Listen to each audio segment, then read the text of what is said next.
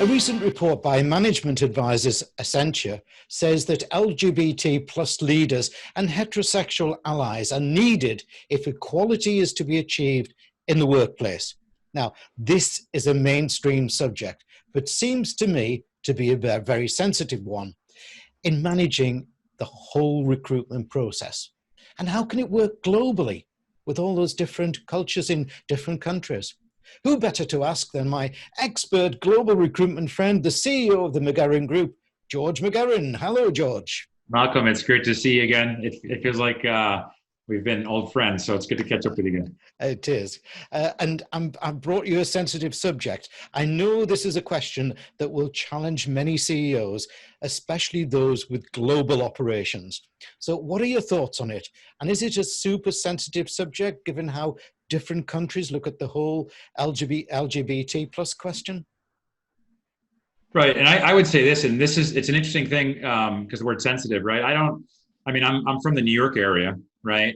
And maybe, to some extent we're more quote unquote liberal, but to me it's never been even an issue, right?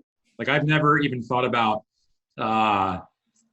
if it's just and I think you see the one problem I would say is, New York, New Jersey, Connecticut, and sort of the Northeast is, we think differently than somebody who's in Idaho, right?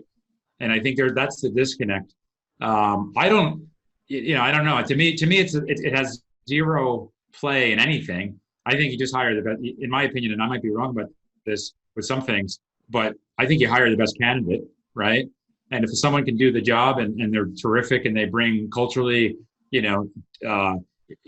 some change to the environment, I think it's welcomed, right? I really believe, Malcolm, I believe that in 50 years from now, and hopefully less, I think that they'll find that the fact that you and I even are that society even had this as an issue, right? They'll find it almost laughable. I really believe that. In the same way, 150 years ago, if somebody had a neighbor who had a different skin color, right? It was a disaster.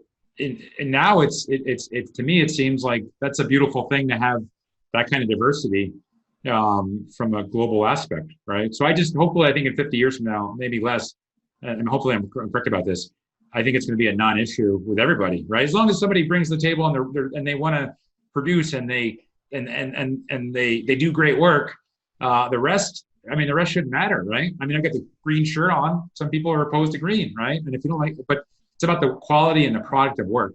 And but the disconnect is in a lot of these conservative countries, right? Or conservative parts of the world. Like where you live is much more conservative than London, right? And so I think once the rural provinces and some of the conservative countries catch up, I think you'll see a major difference. Now, as we're moving, seem to be moving towards a quota in, say, diversity representation, as opposed to the right person for the job. What do you think? Well, I think at the end of the day, you have to. I think there's always the underlying pieces. Do they hire the best candidate? And I think that's I don't think that will go away. But I also agree there's diversity, right? Diversity. I don't know if you've seen this Tim Cook, for example. He runs, and does anybody not buy the product because of that, or does anybody? I think he's a perfect fit for their company as well, right? And I think a quota, for example, is fair when you have people that should be getting hired and they're not because there's some sort of discrimination, right? But when this discrimination goes away, which hopefully will be as soon as possible, then it won't even be it just won't matter, right? You get to hire the best person. So I instinctively believe, Malcolm, like you deserve to live the best life that you'd like to live, right? And I should also be able to live the way I want to like to live, and I hopefully people can respect that kind of mentality. Excellent. I Yeah, love that thinking, George. yeah. So how does the McGehrin Group intend or is doing to advise its global clients in this whole process, given also the legal aspects that also need to be considered? Right. I mean, for us, I mean, and maybe this is the wrong way about it, but it's not even an issue for us. I mean, we don't even, uh, it's never even a question, right? It's not even a conversation piece for us. We try to work with the best candidates, and, we treat everyone equally, and it doesn't matter, the other problem, and you've got people, there's a lot of different issues, right? You've got, skin color, where folks came from, what country, do they have an accent when they speak in a certain language? I mean, there's so many factors. We just we work with the best candidates, right? And if I ever, I mean, here's one thing. If I ever, and we've been blessed that we don't have clients like this, but client organizations. But if I ever have an inkling that something, they didn't hire somebody or for this reason or that reason, that in my opinion, isn't correct. I mean, we just won't work with the person. We're not going to work with that team anymore, or the company, right? It's just we haven't had that problem. But it's not even a conversation that we have. We just go after the right candidates, and I mean, like 0.00%, we don't focus on that. Excellent, and I love the integrity that you've built into the McGehrin Group there. So let's just go though into businesses. What new skills do you think HR teams as CEOs are having to learn to become, should we say, acceptable to society in all this? In the UK, we know we've got the gender agenda to be considered. Right. Well, I think politically and legally, you see this now, which has changed, right? Which has been terrific. I never found it's fair that you can, let's say two people are together, and because they're same sex, that somebody would pass away. I never found it fair that they lose their partner, and they're not eligible for any of the pension or the 401k benefits or the Social Security, or when somebody was. I never found that fair, and now you've got, because of the legal system, right? It's HR really. There's zero choice now, right, for them. But I would, I think there's a sense of, some of the HR folks and some of the HR teams are antiquated in how they deal with change, and you see that everywhere, and hopefully that will be different. But I just I don't know if they have much choice. I mean, it's just legally you have to treat people equally, right? And I think I was pleased to see when the fact that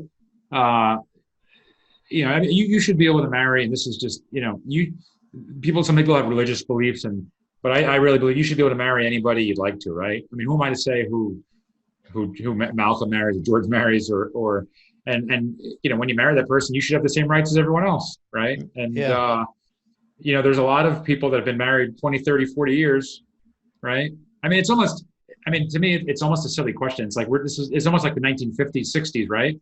Where we're too, you couldn't, if you were Caucasian, you couldn't marry.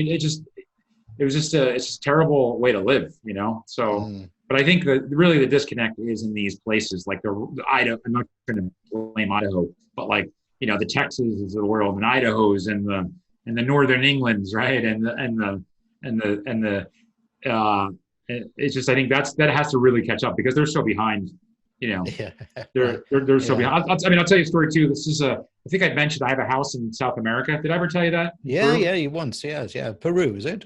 Yeah, exactly. And even countries like that are just very conservative, kind of sometimes behind the scenes in what they think. I was walking down the street one day, and just doing my own thing, and there was a couple on vacation. They were on holiday. I don't know if they were from Europe, or they might have been Europeans, or they might have been Americans.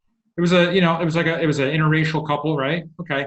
I mean, this is normal for in New York. This is like, it's not even it's a zero issue, right? And people and I'm not calling out Peru, but people in Peru were like, they turn around and look, and I mean, it was almost like they had seen, I don't know. It was a weird, and this is 3 years ago I'd seen this, right? and I just thought, wow, they're so behind, and I just think that once and then and the situation improved. I mean, they have legally they don't have any rights. I mean, it's if you're a same sex couple, you have zero. You don't have the same rights as if you're in America here, right? So I think the other parts of the world have to change quickly. Now, obviously, there is, as you say, a resistance to change in certain places. But if a CEO comes to you and says, look, we need to take all of this on board and embed change, what key points of advice would you give them? But I mean, I would say, and I go back to make sure you hire the best candidates, make sure you get a diverse pool of people, and make sure that I think the third piece is, make sure that structurally, you guys really want to do this, right? I would reckon though that this is something. These are conversations they've had about 10 years ago, right? 5-10 years ago. But I don't know. I mean, I think the new thing will be, at least in the hiring standpoint, is that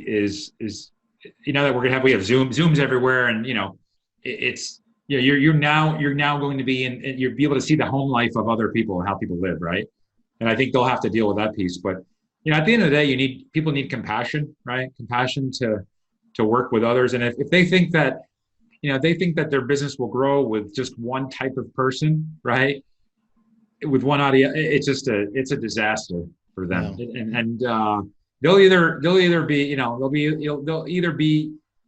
sort of moving on themselves, or they need to get ready to adapt to change. Yeah, I personally feel that working with a diverse group of people is exciting, and it opens you up in new cultures, and it's fascinating. I mean, I personally disgusts me to think about, the fact that somebody doesn't get hired because, this is like, I've got my whole life, I've got this little, big nose, right? So they're not going to hire me because my nose is bigger than somebody else's, or, I talk too fast, or, the fact that somebody is getting hired or not hired because of a silly thing like that, because of how, of a right they have to how to live. I think I get disgusted by it sometimes. Yeah, I'm with you. I'm totally. Yeah. George McGehrin and McGehrin Group, thank you very much for that conversation on what is quite a sensitive subject, but one that needs to be faced by all CEOs. Thank you. Thank you, Malcolm. Thank you.